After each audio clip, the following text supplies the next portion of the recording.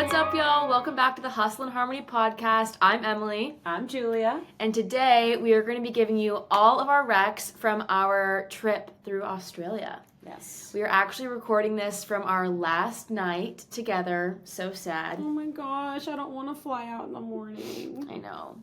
Julia's staying here in Brisbane for tonight, flying home tomorrow morning. Yeah. And my parents and I are going back to Sydney tomorrow for just a couple more days. Because I've got shows. I got to come back to my Cole team in the States and come play in a few different cities. I literally have one day in Nashville and then I'm on the road. But we actually split our Australia trip into 2 episodes. The last one we covered this crazy 4-day sailboat that we went through the Whitsundays Islands and saw Whitehaven Beach, and it was just incredible. Scuba diving, saw whales, dolphins, crabs, 100-year-old turtles, just unbelievable. But we haven't even gotten to the meat of Australia. Like, we haven't talked about Sydney, we haven't talked about Brisbane, kangaroos, koalas, our family time. We have so much left to tell y'all about this trip. And I honestly want to kick it off by saying I'm so impressed by Emily because she has kept up her sports nutrition and her sports workouts this entire time, and she's made it really impressively seamless. Like, she's woken up early to go do her run or her workout or whatever she needed to do, and she's I'm very inspired by you. Thank you. That's so nice. It's true.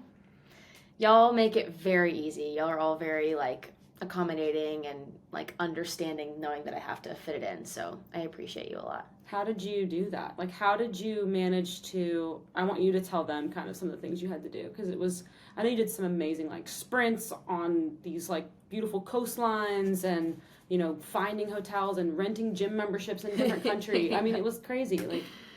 Yeah, so I'm still rehabbing my plantar fasciitis right now, so it's been kind of complicated. I am currently working with the Duke coaches to try and rehab everything back. I'm also doing actual physical therapy. So I had switch my physical therapy from Nashville now back to Durham. I don't want to talk about sad. it. I don't want to talk about it. I'm in denial. Anyways, nope.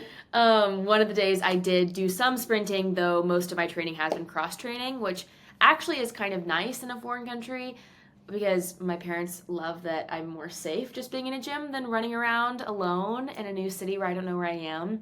But I did get to do some sprints by Coogee Beach, and that was absolutely magical.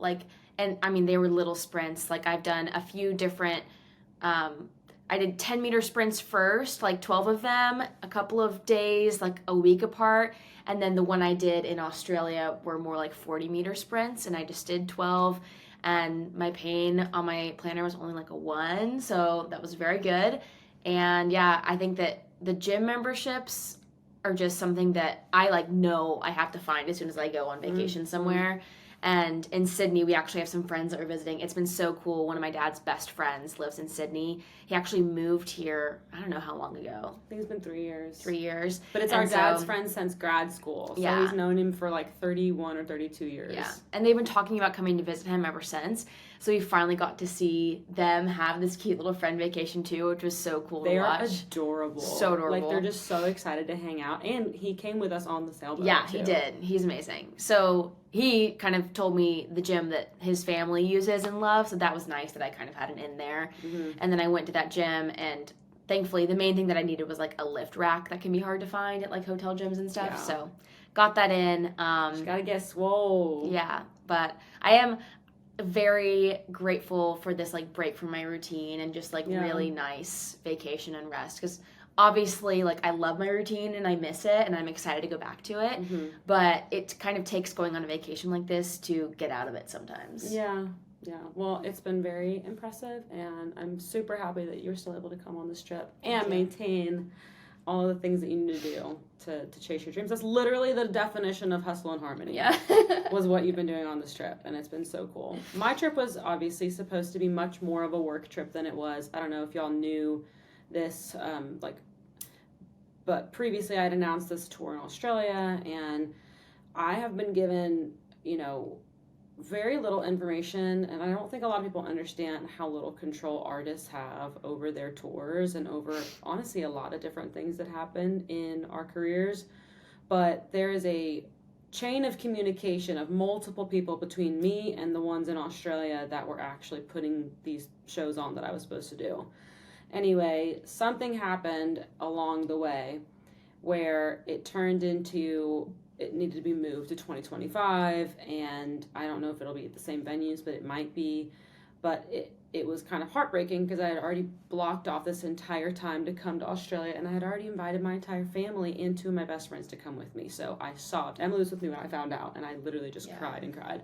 Multiple different days, just like couldn't believe that this, this international tour that I've been so excited about had been kind of the rug ripped out from underneath me. It was really abrupt. Super abrupt.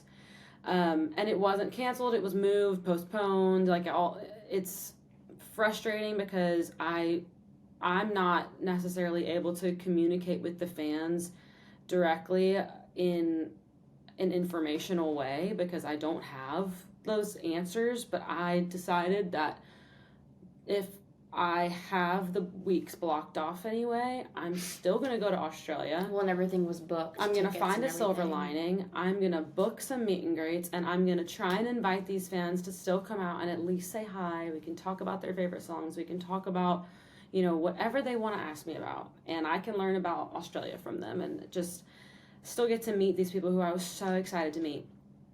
And it ended up being a really, really amazing trip, and I'm so glad that I did it. Like, I feel so much more prepared for when I do actually come here and play shows now.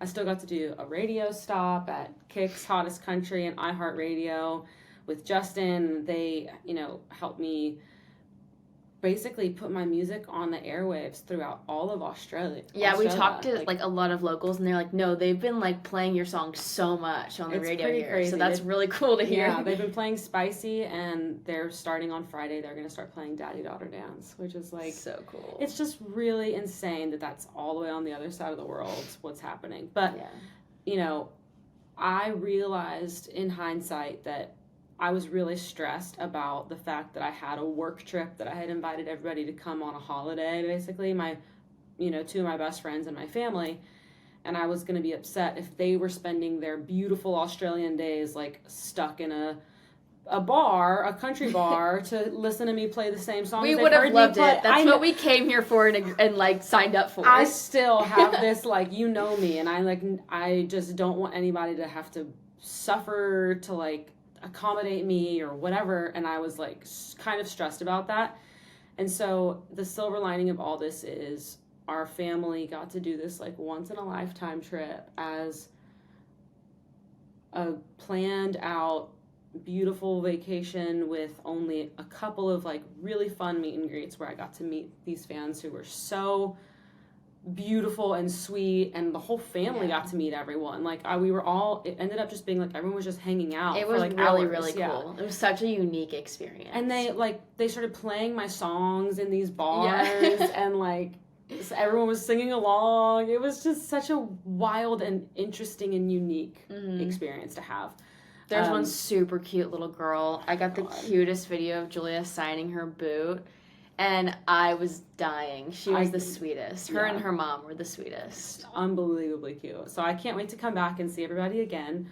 But because the family got to spend some extra time just going to restaurants and meeting koalas and kangaroos, it was we have a lot of recommendations now. I feel we really got to do Sydney and Brisbane and the Gold Coast pretty well. Yeah.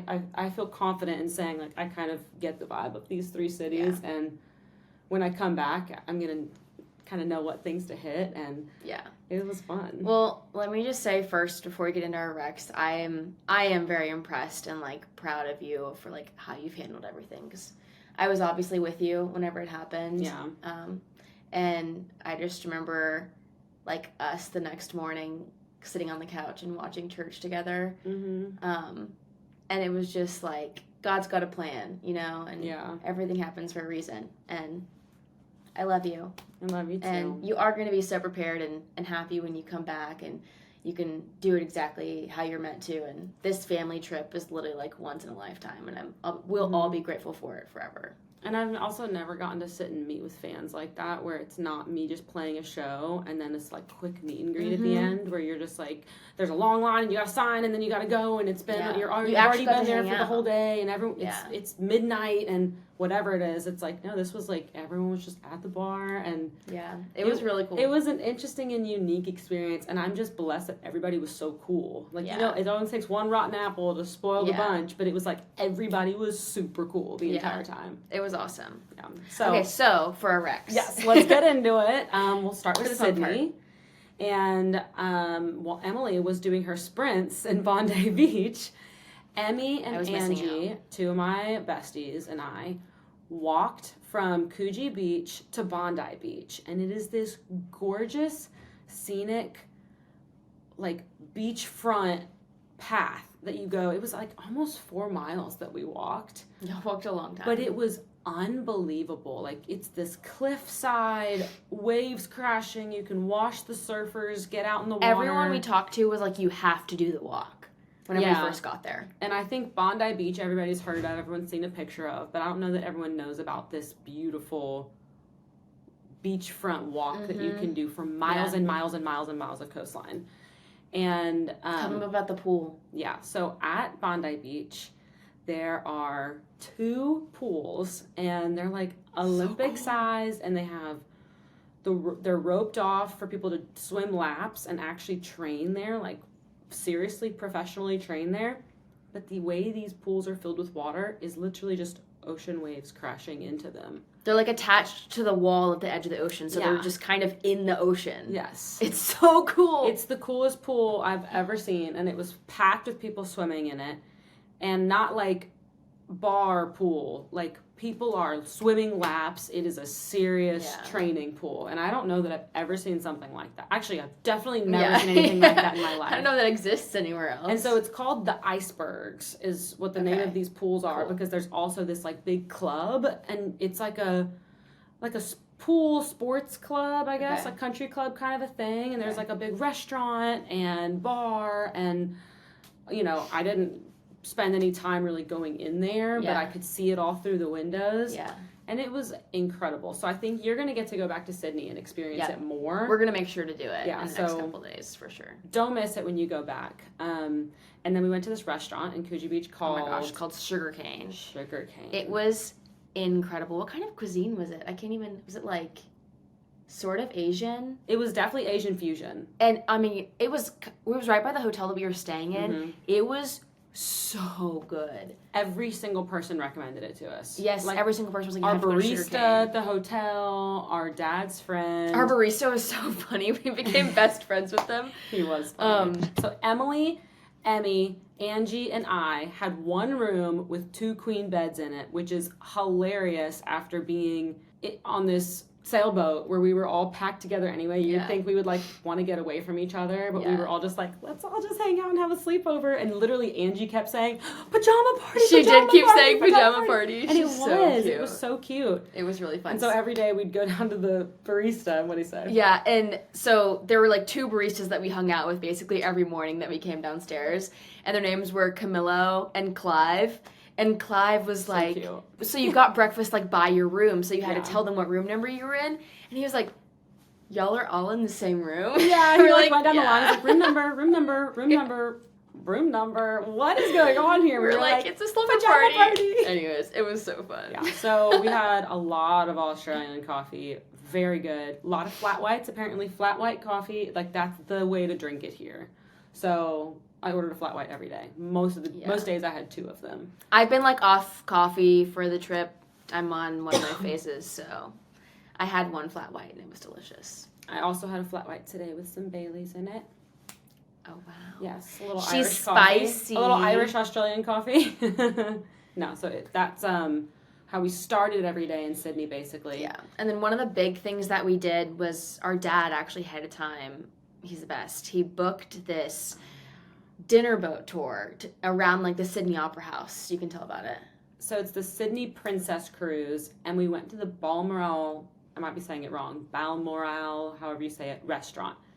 Gorgeous. So this boat... 20 out of 10 recommend. 20 out of 10. It was so awesome. So we got picked up at Circular Quay, And I don't know if y'all have ever seen the sunglasses that are Quay, like that. Oh, yeah. They're called Key, No way. but they look like they say Quay.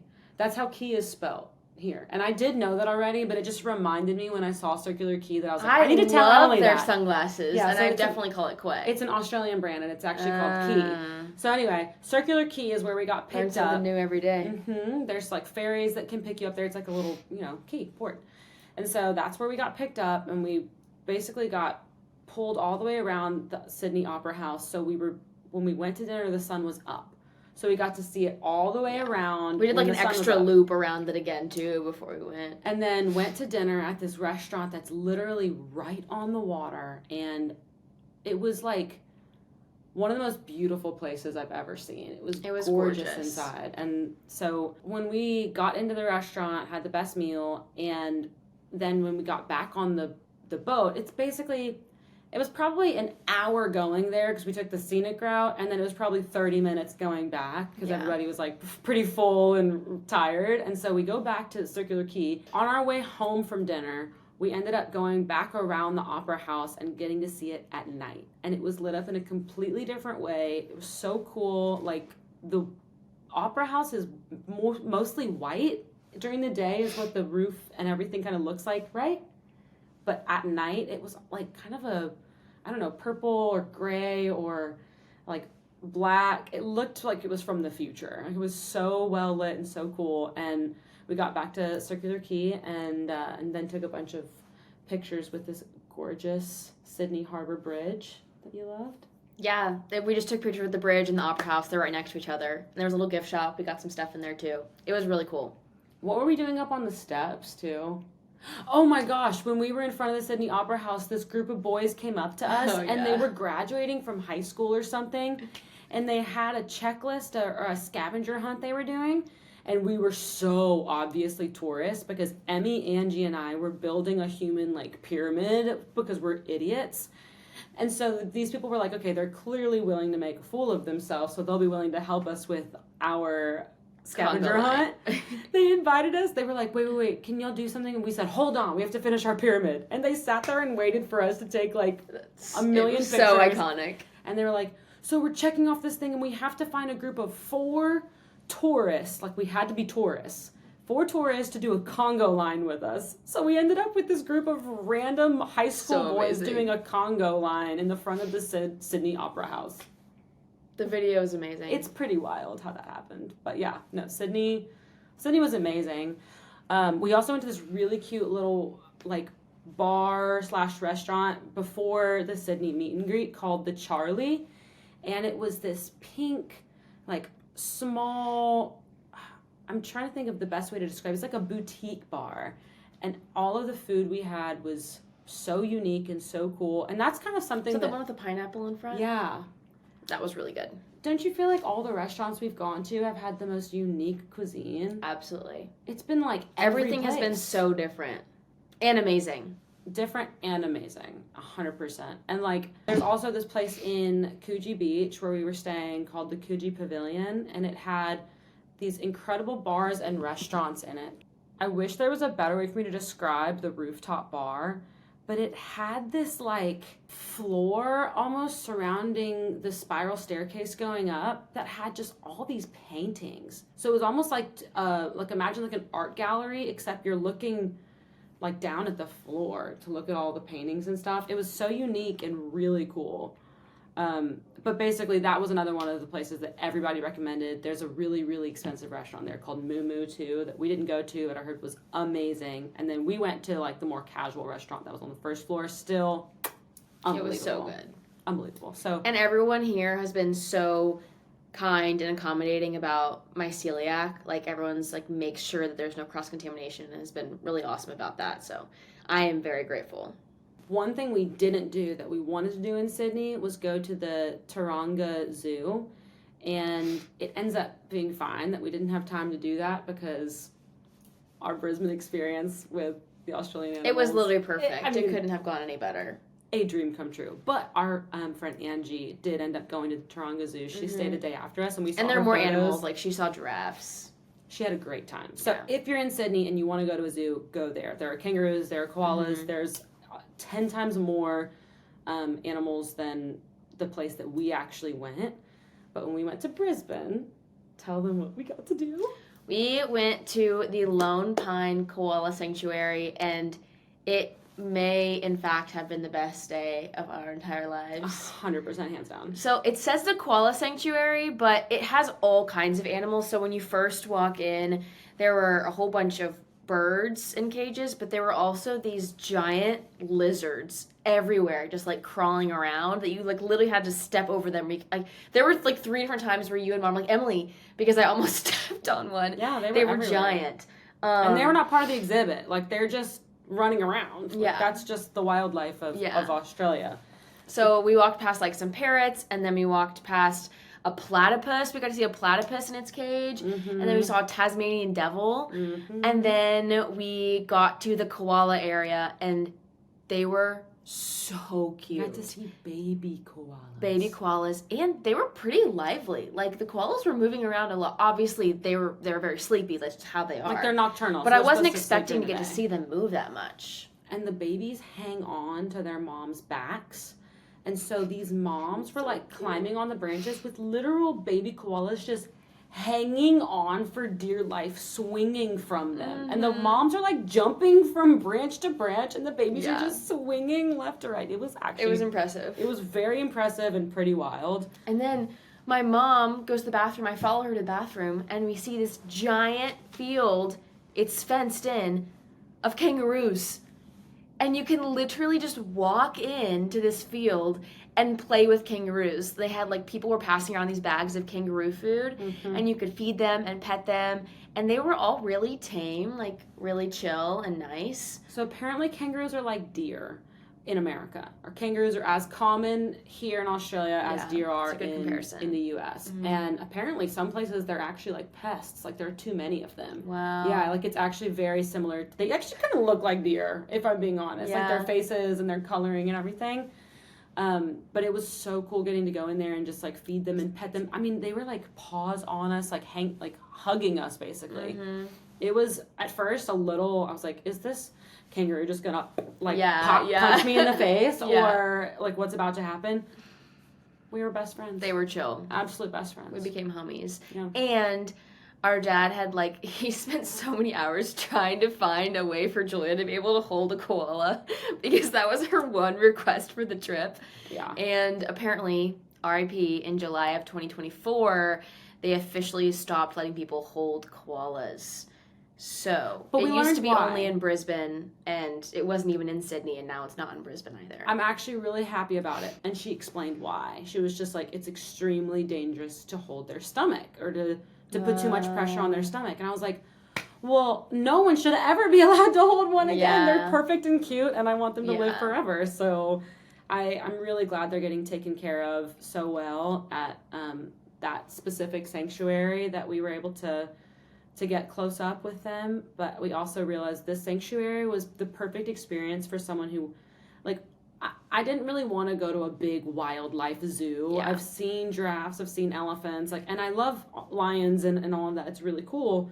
But we're also in Australia to see and do a lot of different things. We didn't have a lot of time. The zoo was the perfect size. It didn't take all day to walk through. It only had basically the animals that are, indigenous to Australia.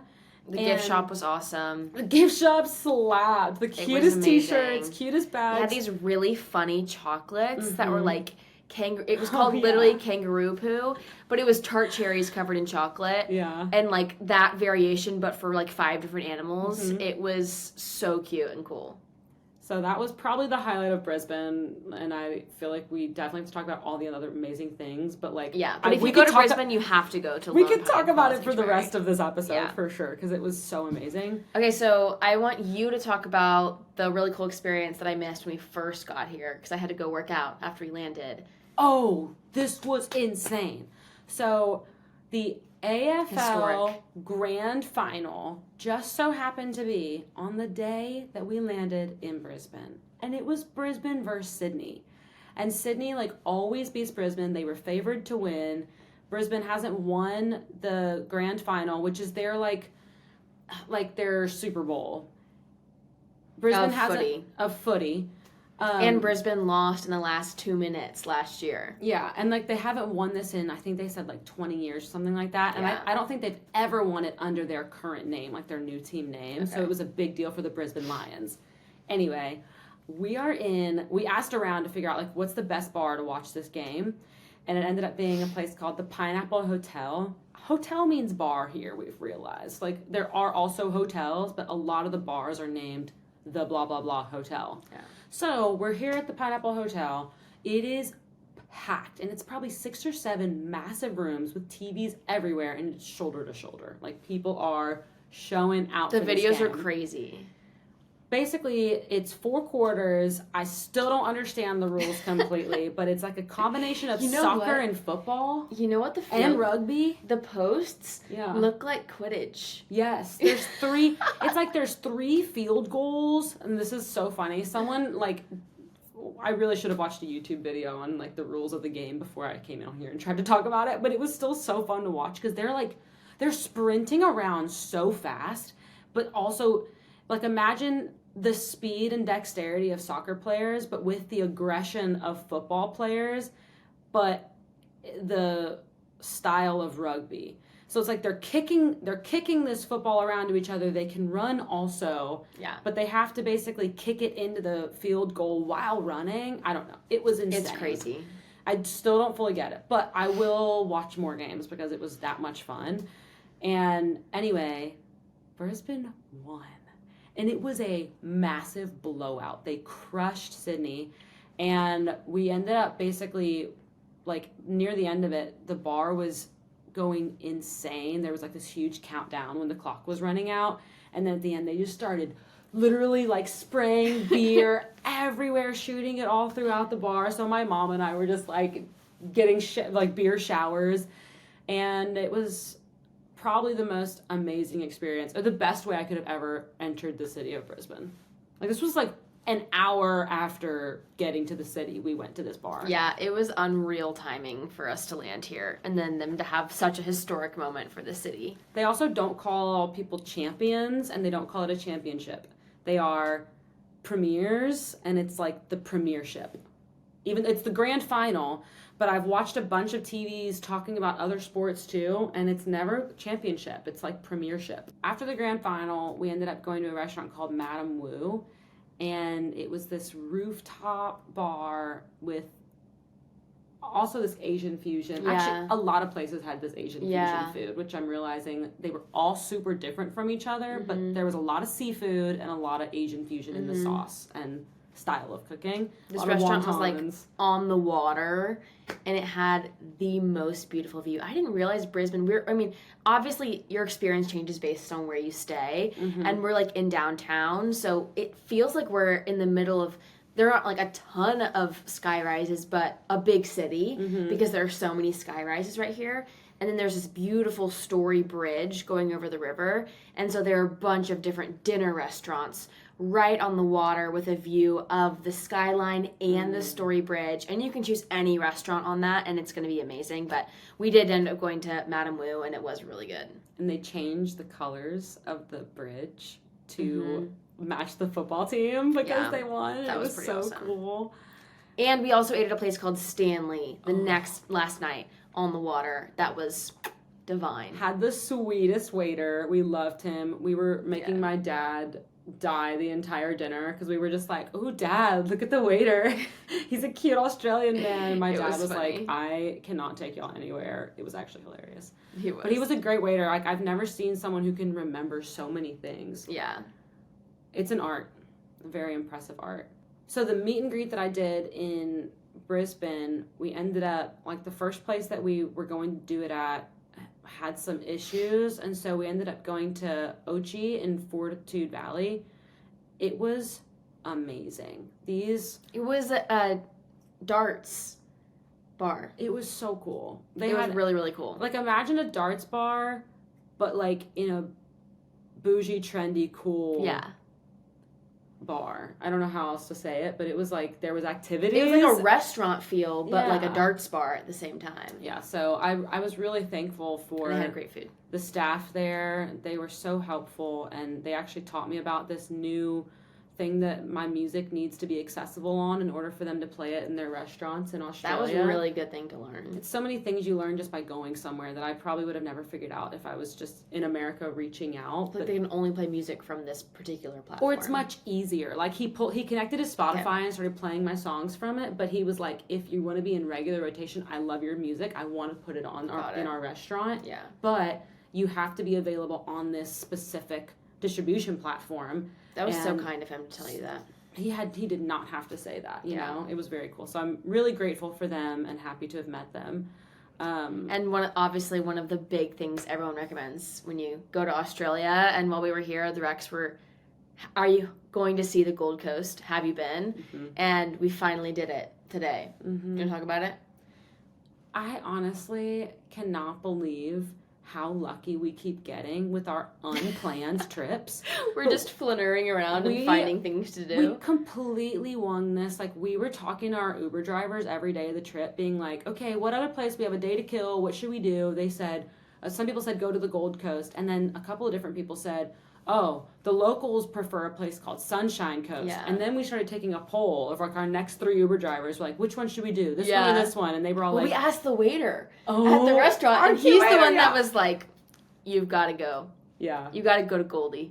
Yeah, and apparently Gold Coast is the one you check off the list, like the bucket list of, did you do Australia right? Yeah.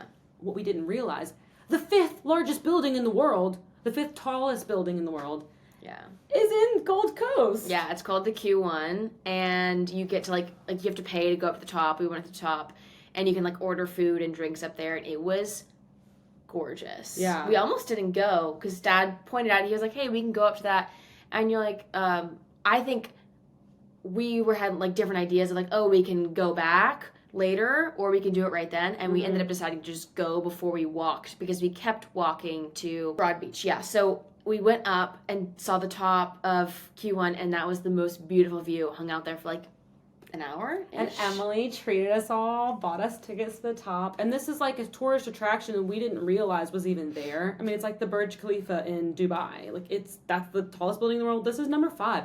Yeah. I couldn't believe it. Like, yeah, it's pretty crazy. Well, the elevator was so fast. It was so fast. What did it say? It was like 77 floors in 43 seconds or something. Our ears were popping. Yeah. But it was beautiful. It's very impressive. And as soon as we left around whatever it was, like 3, 4, it was starting to get packed because people were going up to watch the sunset. So it's definitely a thing to do. Yeah. Some of these tall buildings don't necessarily have the best lookout points or the best viewing, and that's a little frustrating. Like, I went to the top of the Burj Khalifa, and, like, the walls were pretty hard to see through. Like, the photos don't look that good, but it's the tallest building in the world. You still go check it off. This one was a full 360 window around the place, super clean, crystal clear. Also, the waterways throughout the Gold Coast, it's not just the beach line. I wouldn't have noticed if we didn't go up there. Same. It was all the waterways. It was like the rivers spanning throughout the entire inland part. It was almost like there were so many islands within the inland part of the Gold Coast. And I think that's probably why it's such a cool place. Like, from the bird's eye view of the building, it reminded me of the Palm in Dubai, because it's just like land in the middle of water, but with cool things on it and still very, accessible and trendy. But those were obviously done very intentionally. And I think this is actually just, I don't know for sure, but I think this is just the natural waterways that are just like everywhere there.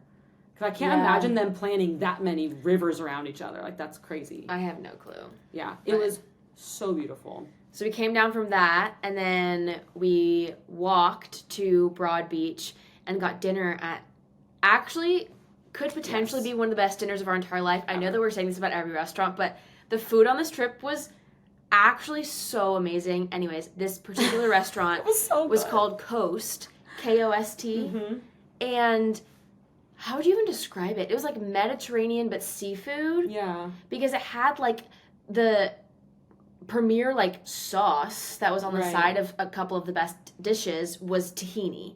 So we got this, like, it doesn't sound like it would be amazing, but it's literally like this char grilled cabbage, How do you make cabbage? How do you make cabbage? I don't know, but they did. It had a pistachio sauce, and this is our pistachio queen right here. I cried. I shed a tear. Divine. Oh my god. Tell them about the dessert. Okay. There were 2 desserts that we ordered at the end of this. One of them was this unbelievable pineapple. It was like a grilled pineapple wrap, like thinly sliced and wrapped around this coconut ice cream sorbet. Cried. So good. And then we didn't really know what to expect, but it said like hazelnut rocher. And we were like, and chocolate. We love hazelnut, we love chocolate, whatever. It was literally like the Ferrero Rocher chocolates, just like a giant one full of ice cream. It was a Ferrero Rocher chocolate full of chocolate ice cream.